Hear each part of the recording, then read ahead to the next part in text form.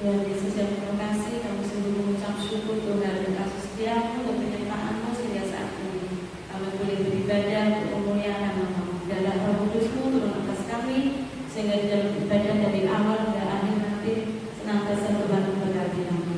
Terima kasih Tuhan. Haleluya. Amin. Kita akan kembali memuji Tuhan dengan pujian Kaulah Muarku.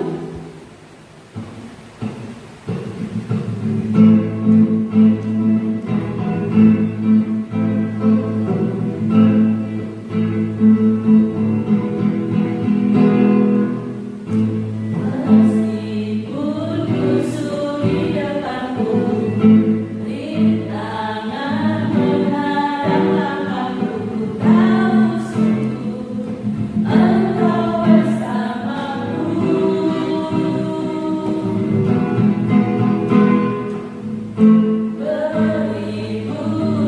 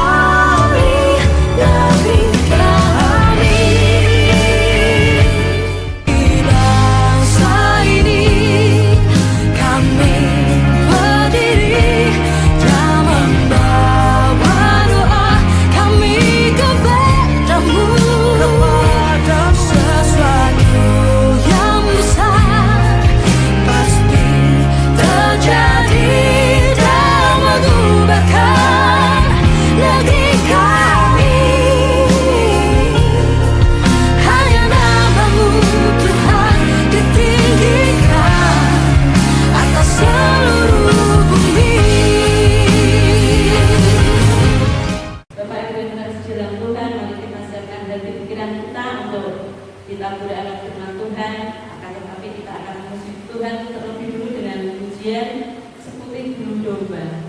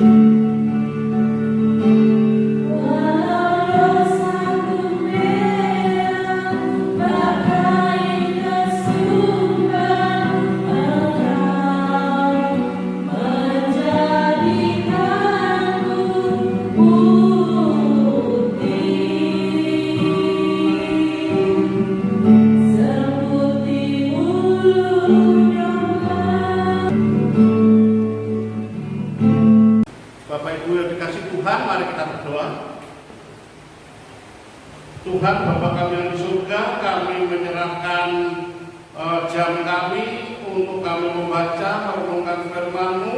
Urapi hamba-Mu Tuhan, berkati jemaat-Mu. Pagi hari ini kiranya Roh Kudus-Mu menolong, mengurapi dan menyertai kami semua. Kami mau serahkan untuk kami mendengar firman-Mu. Tuhan, urapi kami. Terima kasih Tuhan, di dalam nama Yesus Tuhan dan Juru Selamat kami mau serahkan jam kami hari ini ke dalam tangan-Mu. Haleluya, amin. Bapak Ibu yang kasih Tuhan, mari kita akan buka Alkitab kita di dalam Injil Matius pasal 22 ayat 37 sampai ayat yang ke-40. Injil Matius pasal 22 ayat 37 sampai ayat yang ke-40. Demikian firman Tuhan katakan. Hukum yang terutama. Jawab Yesus kepadanya, kasihilah Tuhan Allahmu dengan segenap hatimu dan dengan segenap jiwamu dan dengan segenap akal budimu. Itulah hukum yang pertama dan yang utama. Dan hukum yang kedua yang sama dengan itu ialah kasihilah sesamamu manusia seperti dirimu sendiri. Pada kedua hukum inilah tergantung seluruh hukum Taurat dan kitab para nabi.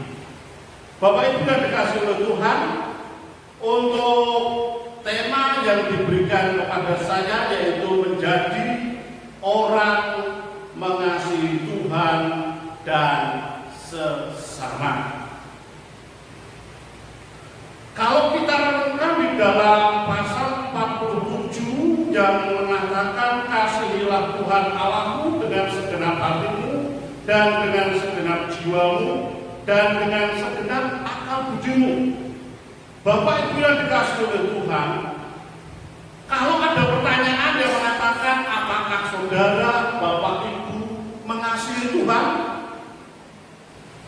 Jika Bapak Ibu dan Saudara menjawab, ya saya mengasihi Tuhan, sekarang apakah buktinya? Mungkin Bapak Ibu akan mengatakan, saya setiap minggu rajin ke gereja, saya sudah terlibat di dalam pelayanan Tuhan, saya sudah menyandang dana yang terbesar di dalam pembangunan gereja, sehingga gereja boleh berdiri megah pada malam hari ini. Benarkah ini menjadi bukti atau ukuran bahwa kita mengasihi Tuhan? Bila ini kita lakukan semua hanya sebatas aktivitas lahiriah, maka kalau kita membaca di dalam ayat yang ke-47 dikatakan, kasihilah Tuhan Allahmu dengan segenap hatimu dan dengan segenap jiwamu dan dengan segenap akal budimu. Kata segenap berarti menempatkan Tuhan pada skala prioritas utama dalam hidup kita, menjadi Tuhan sebagai subjek dalam segala hal. Kita menjadikan Tuhan menjadi prioritas dalam hidup kita. Tidak ada boleh di dalam diri kita mengasihi lebih daripada Tuhan. Dia adalah yang utama dan yang nomor satu di dalam hidup kita. Tidak ada siapapun dan apapun yang dapat menggeser posisi Tuhan di dalam hidup kita. Inilah yang disebut mengasihi Tuhan dengan sungguh dan dengan segenap hati. Namun Bapak Ibu yang dikasihi oleh Tuhan, seringkali kita mencintai uang kita. Seringkali kita mencintai harta kita. Kita lebih daripada Tuhan. Mencintai pekerjaan kita daripada Tuhan. Waktu-waktu kita banyak tersita untuk perkara-perkara duniawi daripada kita untuk bersekutu di dalam Tuhan dan mencari hadirat Tuhan. Tetapi kita ingat, Daud mengatakan demikian di dalam Mazmur pasal 84 ayat 11. Daud berkata,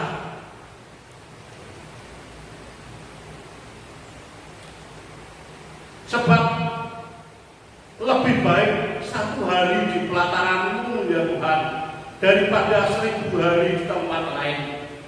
Lebih baik berdiri di ambang pintu rumah Allahku daripada diam di kemah orang fasik.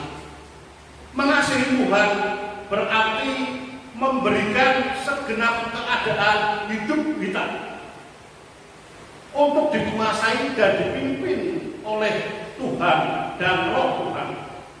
Artinya kita berjalan bersama Tuhan. Setiap hari kita tunduk pada kehendak-Nya, taat melakukan firman-Nya, memegang teguh akan janji Tuhan yang sudah tertulis di dalam Alkitab, rela dididik, dibentuk oleh Tuhan, maka kita tidak masuk kategori sebagai orang yang mengasihi Tuhan jika kita tidak hidup dalam ketaatan seperti yang firman Tuhan katakan di dalam Injil Yohanes pasal 14 ayat 23 dan 24. Jika seorang mengasihi aku, ia akan menuruti firman-Ku. Barang siapa tidak mengasihi aku, ia tidak menuruti firman-Ku. Jadi Bapak Ibu Saudara yang dikasihi oleh Tuhan, jadilah kita sebagai pelaku firman. Sebab bukan setiap orang yang berseru kepada Tuhan akan masuk ke dalam kerajaan surga, melainkan dia yang melakukan kehendak Bapakku yang di surga. Injil Matius pasal 7 ayat 21. Hukum yang kedua yang sama dengan itu dikatakan, kasihilah sesamamu manusia seperti dirimu sendiri. Bapak Ibu Saudara yang dikasihi oleh Tuhan, ada pepatah dari suku Minahasa atau Sulawesi Tengah Utara yang mengatakan Sito Timau Tumato, yang berarti manusia hidup untuk memanusiakan orang lain. Moto orang Sulawesi Utara atau suku Minahasa ini terasa indah jika apabila kita katakan tetapi tidak pernah dilakukan. Mengasihi sesama dan manusia. Bapak Ibu Saudara dikasihi oleh Tuhan, kita lihat di dalam surat Kejadian. Kita tahu Kain dan Habil saudara sekandung, tetapi dia tega membunuh adiknya karena iri hati, karena dengki, karena persembahan Kain tidak diterima oleh Tuhan Allahnya. Inilah yang menjadi nasihat daripada Injil Yohanes. Secara khusus kita lihat di dalam 1 surat Yohanes pasal 3 ayat 18 mengatakan, anak-anakku, marilah kita mengasihi bukan dengan perkataan atau dengan lidah, tetapi dengan perbuatan dan dalam kebenaran. Kasih menjadi tanda seorang pengikut Kristus yang sejati. Sehingga penulis surat Yohanes di sini membandingkan dua tokoh yang bertolak belakang dalam kasih sebagai pengikut Kristus yang sejati. Jadi kita jangan sama seperti Kain yang membunuh adiknya sendiri, atau jangan membenci sesamanya, karena dengan berlaku demikian hidup kekal tidak ada dalam diri kita. Sebaliknya jadilah sama seperti Kristus yang memberikan nyawanya bagi segenap kita, dan itu dilakukan oleh Kristus melalui perbuatan, bukan hanya kata-kata saja. Berapa kali kita mendengar khotbah tentang kasih dan berkata amin, namun sulit sekali kita melakukannya. Lakukanlah sama seperti perikop bacaan yang sudah tadi saya katakan. Kasihlah sesama manusia seperti dirimu sendiri. Sama seperti 1 surat Yohanes pasal 3 ayat 18, anak-anakku, marilah kita mengasihi bukan dengan perkataan atau dengan lidah, tetapi dengan perbuatan dan dalam kebenaran. Lakukanlah itu sama seperti apa yang sudah saya sampaikan dan kita baca hari ini, yaitu kita tidak membenci sesama kita. Walaupun sulit kita lakukan, tetapi kita minta kepada Tuhan Allah kita. Tuhan akan memampukan kita untuk kita bisa melakukan apa yang jadi perintah yang Tuhan katakan. Amin. Mari kita berdoa. Sekali lagi kami datang kepadamu Tuhan. Firman sudah hamba sampaikan, kiranya kuasa Roh Kudus-Mu sendiri Tuhan menolong, mengurangi, menerjemahkan dan mengartikan secara benar kepada jemaat-Mu Tuhan. Sehingga jemaat-Mu selesai kebaktian ini boleh pulang dengan sukacita dan membawa berkat yang datang daripada-Mu. Terima kasih Tuhan, di dalam nama Yesus kami sudah berdoa. Haleluya. Amin.